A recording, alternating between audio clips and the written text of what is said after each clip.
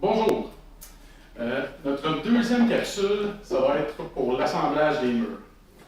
C'est une partie qui est quand même assez simple. Vous allez voir, au début, ça peut sembler un peu plus complexe. Il y a plusieurs petites étapes. Mais une fois qu'on le fait sur plusieurs thermologues, vous allez voir, vous allez prendre de la vitesse, puis tout va bien se dérouler. Donc, à la fin de notre capsule précédente, on avait terminé notre étape de traçage au plancher et de passer nos fils électriques. Donc, maintenant, la première étape, ça va être d'installer nos poteaux de coin. Les poteaux de coin, sur votre plan, vous allez avoir des numéros qui vont vous indiquer quel poteau de coin se trouve à quel endroit sur votre plancher. Fait qu'on s'assure évidemment de prendre le bon poteau. Avant d'installer notre poteau, évidemment, on a nos traces qui étaient déjà faites sur notre plancher. La première chose qu'on va faire, vous allez prendre votre scellant. Nous, le produit qu'on utilise présentement, c'est Adsil. Vous allez avoir ça qui va être dans votre palette de quincaillerie. Ça se trouve à être des saucisses comme ça. Donc, on prend la saucisse, on coupe le bout ici, on vient la mettre à l'intérieur. On remet notre embout. L'embout, vous pouvez l'ouvrir à la grandeur que vous préférez. Puis, on remet notre bouchon. Donc, avant d'installer notre premier coin, ce qu'on fait, c'est qu'on vient se mettre du scellant partout au pourtour de nos lignes qu'on a tracées pour notre coin. On s'assure de tirer un beau gros joint. Ça va empêcher l'air de pouvoir passer sous le coin. Donc, avant de mettre aussi le premier coin, ce qu'on veut faire, c'est au plancher, venir se mettre deux pièces d'1,5 pouce d'épaisseur, 2 par 4, sur le plancher à distance raisonnable pour le contrebanquement ou la braise qu'on va venir installer. Ce que ça va nous permettre de faire, les deux pièces de bois, c'est qu'étant donné qu'on a une bavette d'1,5 pouce qui sort à l'extérieur du plancher, ben, ça va nous permettre d'avoir un dégagement devant le contrebanquement, entre notre contrebanquement et notre mur. On s'assure de placer déjà nos pièces de 2 par 4. On prend les morceaux qui étaient disponibles sur le plancher. Et on va venir prendre le premier coin. On vient positionner notre coin en s'assurant de respecter nos lignes. Ensuite, vous allez voir dans votre kit, vous allez avoir deux grandeurs de vis. Vous allez avoir des vis à bois de 3,5 pouces et des vis à bois de 5 pouces. On va voir éventuellement l'utilité de chacune de ces vis-là. Donc, pour notre coin, ce qu'on va faire, c'est qu'une fois qu'il est placé sur notre scellant, on va venir le visser sur notre plancher, ou dans le cas d'une dalle, on va le visser sur nos lisses. Donc, on se met les vis en angle. C'est là, on en met deux de chaque côté, deux ici. On vient en mettre deux aussi de l'autre côté. Une fois que notre base est fixée, on va se prendre un 2 par 4 pour se faire un contre-lentement. Bon, évidemment, plus nos 2 par 4 sont longs, plus on peut se prendre haut sur notre coin, plus on s'assure de pouvoir garder notre niveau le plus longtemps possible sur le coin. L'idéal, c'est au minimum de 12 pieds pour les 2 par 4 pour faire les contre-lentements. Donc, on vient visser au bas dans nos pièces de bois qu'on a posées au préalable. On vient mettre notre niveau sur le côté du coin. Une fois que celui-ci est niveau, on vient le fixer en façade pour qu'il garde son nivelage tout au long de l'assemblage. On fait la même chose de l'autre côté aussi. On y va comme ça, on peut installer nos 4 coins ou plus si c'est le cas. Puis on est prêt à commencer l'assemblage de nos billes. Bon, pour les billes, encore une fois, c'est la même chose. Partout au pourtour de notre plancher, on va venir se tirer un joint de scellant comme ça avant l'installation de chacune des billes. Donc on y va, on se tire un joint partout en façade, du côté extérieur. Puis on est prêt à venir installer nos premiers thermologues.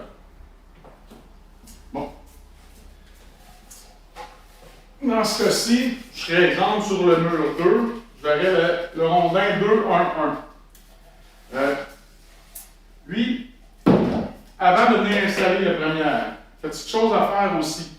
Vous allez avoir dans votre palette de quincaillerie, vous allez avoir des gros rouleaux de boudin comme ça. Ça, on va en avoir besoin tout au long de la construction, tout au long de l'assemblage. Sur chacun des logs, il va y avoir 4 de ces boudins-là. Ce qu'on veut, c'est faire des boudins qui vont avoir 9 pouces. Donc, on va les couper à la bonne dimension pour venir en mettre sur chaque partie. Comme il y en a beaucoup, ce que je vous conseille de faire, c'est de prendre peut-être la personne la moins habile sur votre chantier, de faire une belle petite marque au plancher de 9 pouces et on coupe des boudins. Un petit truc pour pouvoir le faire plus rapidement, parce que si on y va en faisant un 9 pouces, un 9 pouces, un 9 pouces, ça devient quand même quelque chose d'assez pénible. Donc, on peut étirer notre rouleau comme ça. On peut y aller à 10-15 pieds. On se fait des replis en s'assurant de le plier toujours de la même longueur. On est coupé. On peut faire 4-5 replis pour faire 4-5 boudins à la fois. On coupe le bout ici. Là, on se ramasse avec, déjà dans mon cas, 3 boudins, fait que j'en fais 3 à la fois. Puis ensuite, mais là, je viens les couper à 9 pouces. Fait que ça, au début du chantier, on peut déjà mettre quelqu'un là-dessus, parce qu'on va en avoir besoin à chacune des lignes, puis on en a besoin beaucoup. Donc, pour le point, notre point aussi, pour venir installer 2 boudins. On va en mettre un du côté extérieur, dans notre rainure, et un autre au centre.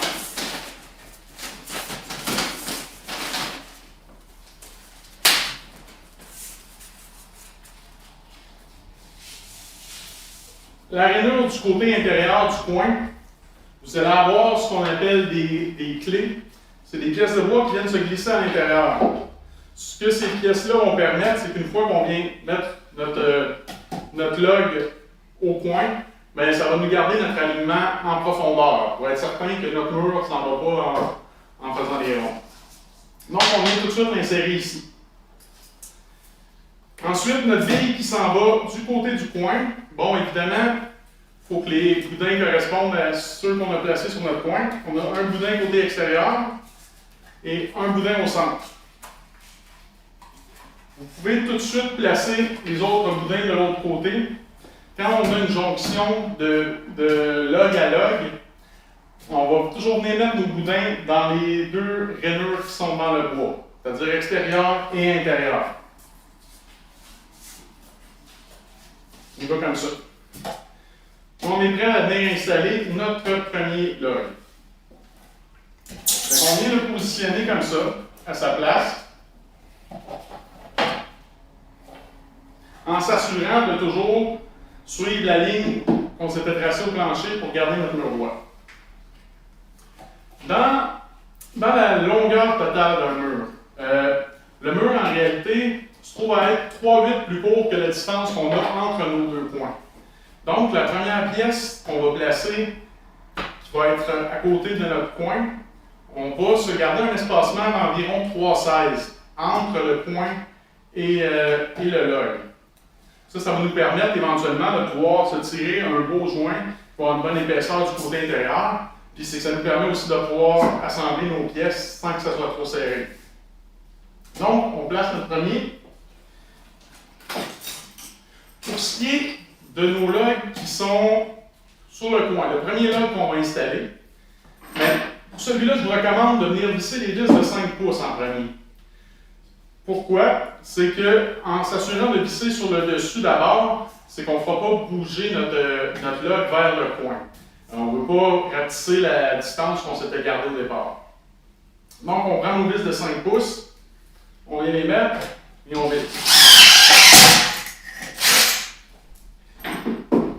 On met celle du côté intérieur. Vous allez voir, vous allez avoir des trous tout au long de vos billes. Quand on vient visser les 5 pouces, on s'assure toujours de visser la vis extérieure, ensuite la vis intérieure qui correspond avant de se tasser. Comme ça, on s'assure de ne pas faire tirer notre mur d'un côté. Si on allait visser toutes les vis extérieures avant de venir visser sur l'intérieur, on pourrait se garder un petit espacement. Donc, j'ai vissé l'extérieur, je vais visser l'intérieur.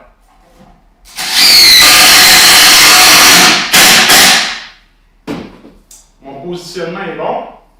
Ensuite, je vais venir vite mettre des vis de 3 pouces et demi à angle sur le dessus de mon log qui va venir se fixer à notre poteau de coin. Donc, on va comme ça. On en met un extérieur et un intérieur.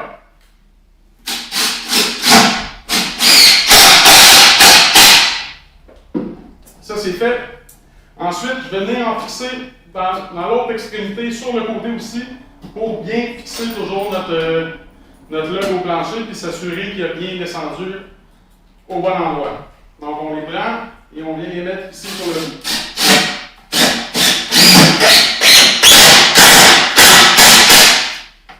Fait comme ça, extérieur et intérieur. Donc, notre première bille est installée. Ensuite, celle qui va être à ses côtés. On s'assure évidemment de venir mettre, on avait déjà nos boudins ici. On va faire la même chose pour la prochaine.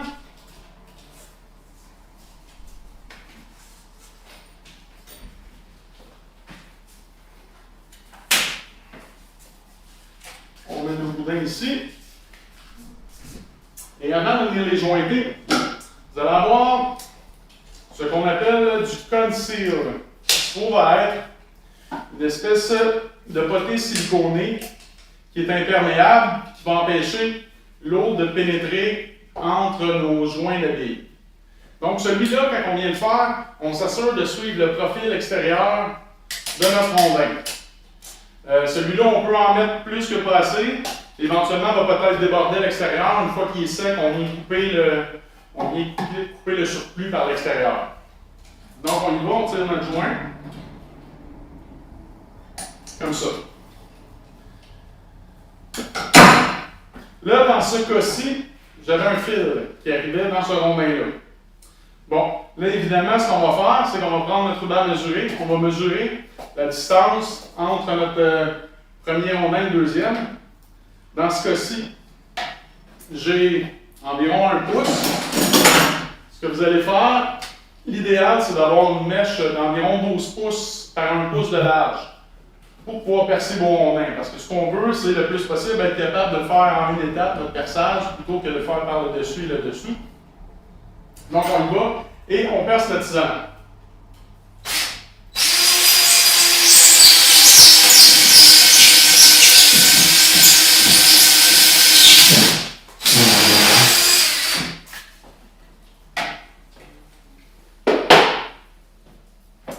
On est prêt à installer notre bille. Évidemment, j'ai encore toujours mon joint de sedan qui est mis à l'extérieur du plancher. Donc, on s'assure de passer nos fils en les descendant. Toujours s'assurer de vérifier quand, en dessous de notre bille, au moment qu'on la dépose, notre fil ne s'est pas plié. Souvent, on va faire ce qu'on appelle une queue de cochon. Le fil a tendance à vouloir faire un rond et se plier. Puis là, à ce moment-là, on va avoir plus de difficultés à venir bien asseoir notre rondin. Fait que toujours vérifier, ok, c'est correct, c'est beau, ben on est prêt à l'installer. Bon. Quand on est à une jonction bille à bille, plutôt que de visser les vis de 5 pouces comme j'ai fait pour la première au départ, ce qu'on va faire, c'est venir visser nos vis de 3 pouces et demi pour s'assurer que nos rondins vont bien se serrer ensemble. Donc, on prend une vis, on vient se la mettre à l'angle ici. On s'assure que notre espacement intérieur-extérieur est toujours beau.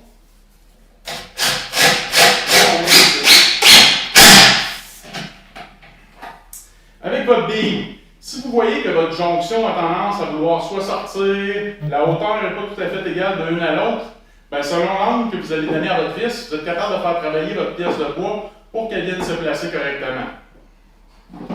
Dans ce cas-ci, je vois que ma partie de droite est un petit peu plus basse que ma première. Mais ce que je vais faire, c'est plutôt que de la visser dans le rondin le plus bas, mais je vais y aller par celui qui est le plus haut. Comme ça va tirer ma deuxième pièce pour qu'elle s'ajuste à...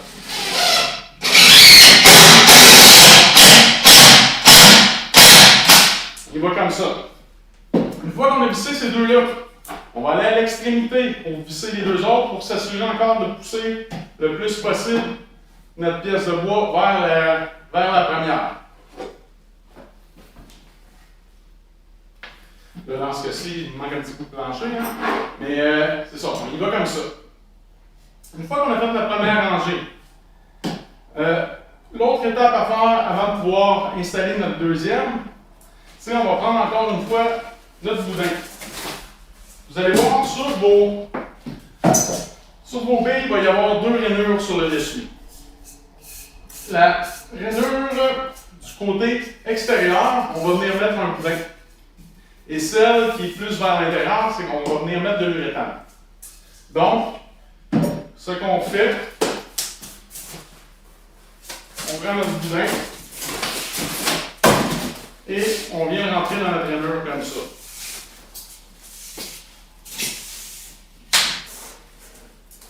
Ensuite, vous allez prendre le fusil à uréthane qui va être fourni aussi dans votre kit et vous allez venir en mettre sur la rainure intérieure. Pendant que vous faites ça, on vient s'assurer aussi que la rainure qui nous restait au centre, parce qu'on a trois rainures sur chacune de nos billes, il y en a une qui est au centre anti-isolant. Donc, entre nos deux billes, on vient s'en faire aussi un joint pour s'assurer de bien sceller la jonction entre nos billes. Ensuite, on prend notre uréthane et on tire un joint du côté intérieur. On ne veut pas que ça déborde. On va faire un petit joint qui va arriver environ à égalité avec l'isolant qu'on a dans nos billes. On y va comme ça, puis on fait un joint à l'avant.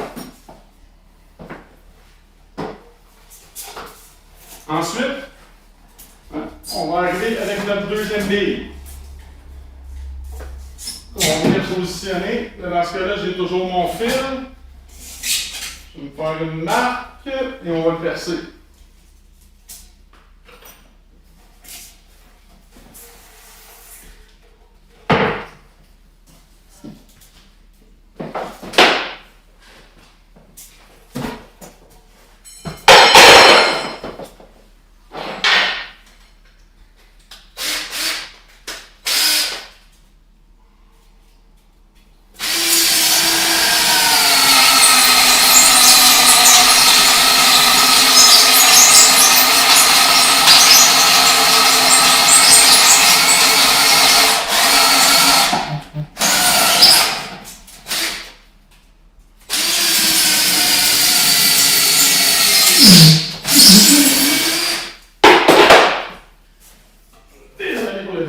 Donc, on vient positionner la deuxième. On s'assure encore une fois de venir mettre nos boudins ici. On vient la positionner, on passe notre fil.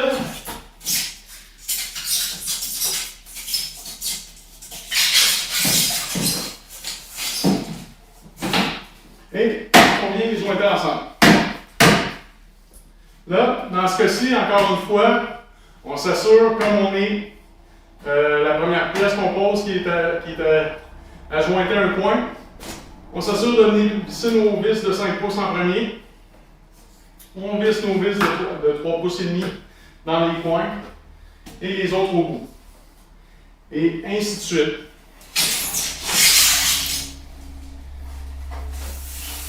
Donc, pour l'assemblage du mur, c'est pas vraiment plus compliqué que ça. C'est toujours les mêmes étapes qui se répètent. On s'assure de tirer nos joints au bon endroit, de mettre notre uréthane, faire le joint à l'extérieur. Évidemment, pendant votre montage, ça peut arriver que vous ayez oublié de mettre un boudin à un certain endroit, oublié de tirer un joint. Si vous êtes rendu à une ou deux rangées avant de vous en rendre compte, de l'autre en dessous, c'est pas dramatique. Si vous avez oublié un boudin, il y a toujours moyen de venir mettre de l'uréthane à la place du boudin pour pouvoir remplir l'espace. Puis pour ce qui est du joint, il y a toujours moyen aussi de venir le tirer à partir de l'extérieur. Donc, c'est la façon d'assembler d'assembler les billes. Donc, on vient de voir comment assembler les thermologues, comment faire la fixation et commencer l'assemblage des murs. J'ai quelques petits trucs d'assemblage, la façon la plus efficace de le faire. Donc, évidemment, on essaie quand de commencer un mur et de le monter. Ce qu'on veut faire, c'est de se rendre le plus possible jusqu'à la rangée 10. Pourquoi la rangée 10? C'est que je dirais dans la plupart des modèles de maison, c'est que ça va être la rangée qui va arriver au-dessus de vos portes et fenêtres. Donc, ce qu'on veut, c'est s'assurer de solidifier le mur qu'on vient d'installer. Si on monte un mur de 2 pieds de large et qu'on ne vient pas le barrer, bon, bien évidemment, il est plus mou. On veut que chacun de nos murs soit bien solidifié avant de passer à un autre mur. La rangée 10 aussi, c'est quelque chose qui est quand même facile d'installer avec un petit escabeau. On est capable de travailler là sans avoir à tout de suite avoir recours à des échafauds. Donc, ce qu'on veut faire, c'est faire chacun de nos murs jusqu'à la rangée 10. Ensuite, on va venir commencer à faire notre assemblage avec les échafauds à l'intérieur. Donc, on vient faire chacune de nos rangées jusqu'au rang 10. Ensuite, ce qu'on va faire, c'est qu'on va, dans le cas des modèles à 2 pans, c'est qu'on va aller terminer les murs les plus bas. Donc, on va se rendre rangée 13, rangée 15, peu importe. C'est qu'on va se rendre jusqu'au haut du mur de nos 2 parties les plus basses. C'est ce qui est le plus facile. Ensuite, on va aller commencer à travailler sur nos pignons. Dans le cas des pignons, c'est sûr qu'éventuellement, on commence à travailler quand même en hauteur. On peut être à 3 ou 4 même sections d'échafaudage à l'intérieur. Donc là, évidemment, ça nous prend quelqu'un dans les échafauds pour passer les pièces à la personne qui est en haut, qui va faire l'installation, la fixation. Donc, tout au long de l'assemblage aussi, ce qui est préférable, c'est de s'amener toujours les pièces correspondantes au mur qu'on va refaire. Si on fait le mur 1, on va essayer de se mettre le plus possible les pièces du mur 1 derrière nous, si on fait l'assemblage devant, pour qu'à chaque fois qu'on a besoin d'un morceau, on se retourne, la pièce est là, le numéro visible, on a seulement qu'à le prendre et à venir l'installer, plutôt qu'avoir à chercher chacune des pièces au moment où on en a besoin. Donc, quand on fait l'assemblage de notre pignon, je ne sais pas si vous vous rappeliez, au début de la capsule précédente, pendant la période où est-ce que je vous expliquais le traçage des murs, je vous ai indiqué de faire une marque qui allait rester visible pour votre demi-plancher, la ligne au centre de votre plancher. Cette ligne-là va être utile lorsque vous allez commencer à monter vos pignons, vos murs à angle en haut. Ce que ça va vous permettre, c'est que ça va vous permettre de vous assurer de ne pas décentrer votre pignon. Évidemment, si la première pièce qu'on pose d'un côté, on s'est décalé d'un quart de pouce pour une raison X, bien évidemment, notre pignon va être décentré par rapport au reste du bâtiment. Si vous avez gardé votre ligne au centre bien visible et que vous avez accès à un niveau laser ou même avec un niveau, ça peut faire aussi en reportant notre mesure toujours plus haut, c'est que vous allez avoir une page dans votre plan qui va vous donner chacune des rangées la distance à vérifier par rapport au centre pour être certain que notre pignon est le plus centré possible. C'est certain que si on s'est décentré, bien, éventuellement, quand on va venir mettre la poutre fêtière, bien, ça peut causer un déséquerrage. Évidemment, c'est possible que ça arrive. C'est pas dramatique. Une fois que toute la structure du toit va être faite, ça va se perdre dedans. Mais évidemment, on essaie d'aller le plus proche possible des mesures qui sont indiquées au plan. Quand vous allez assembler votre pignon aussi, ce que vous allez faire, c'est que les dernières pièces en haut, ce qu'on appelle le chapeau, ceux qui sont au-dessus de votre poutre fêtière, la poutre fêtière, c'est la grande pièce de bois qui va supporter chacun de vos chevrons. Les dernières pièces ici, on ne viendra pas les installer tout de suite. Pourquoi? C'est que quand vous allez vouloir venir mettre votre poutre fêtière au bon endroit, c'est que vous allez pouvoir la déposer par le dessus. Que vous travaillez avec une grue ou une autre sorte de machinerie, vous allez pouvoir la déposer plutôt qu'avoir à essayer de l'enligner dans un trou à 15 ou 20 pieds de hauteur. Donc, c'est important de ne pas les installer tout de suite. Sinon, pour l'assemblage, si pour une raison X, vous vous rendez compte que sur le côté d'une porte ou d'une fenêtre, vous voyez la porte se trouve au centre du mur, que votre mur a tendance à vouloir perdre le niveau en plein centre. C'est possible, si on a un mur de 30 ou 40 pieds, qu'il y ait un léger décalage au milieu. Bien, il est toujours possible de se prendre une pièce de 2x4, de s'assurer de redresser notre mur en se faisant une braise qu'on va venir visser dans notre ouverture de porte ou de fenêtre pour corriger notre niveau au centre de notre mur. C'est pas mal ce qui conclut l'installation des rondins, l'assemblage des murs. C'est quelque chose qui est, comme je vous disais plus tôt, qui est quand même simple, c'est répétitif. Dans la plupart des bâtiments, les murs, ça va s'assembler en 2 ou 3 jours, dépendamment évidemment de la grandeur du bâtiment et du nombre de personnes sur le chantier. Mais c'est quelque chose qui se fait quand même assez vite et facilement. Puis, évidemment, c'est des petites erreurs. Vous aviez une bosse dans votre plancher, bon, ben, c'est possible que vous ayez une petite craque et éventuellement, en montant, ça va se corriger. De l'extérieur, ça ne se verra pas, vous avez votre joint qui est là. Puis, ben, de l'intérieur, ben, reste à voir votre niveau de tolérance. Si vous voyez une petite imperfection, il y a toujours moyen de la corriger tout de suite au départ. Si ce n'est pas fait au départ, ben, c'est que vous allez la reporter un peu plus loin. Si pour vous ça va, ben, on continue comme ça. T'sais, pendant l'assemblage des bâtiments comme ça, c'est certain qu'un plan comme ça, c'est fait en fonction des circonstances parfaites. Sur un plancher qui est bien droit, les dimensions exactes, en réalité, sur un chantier, c'est rarement le cas. Mais partout, on a des espacements, des dégagements qui sont calculés ou des joints qui vont vous permettre de corriger les erreurs qui sont visibles. C'est-à-dire que quand il y a quelque chose qui se produit, c'est rarement dramatique, tout se corrige assez facilement. Donc, c'est ce qui conclut la capsule pour l'assemblage des murs. Merci.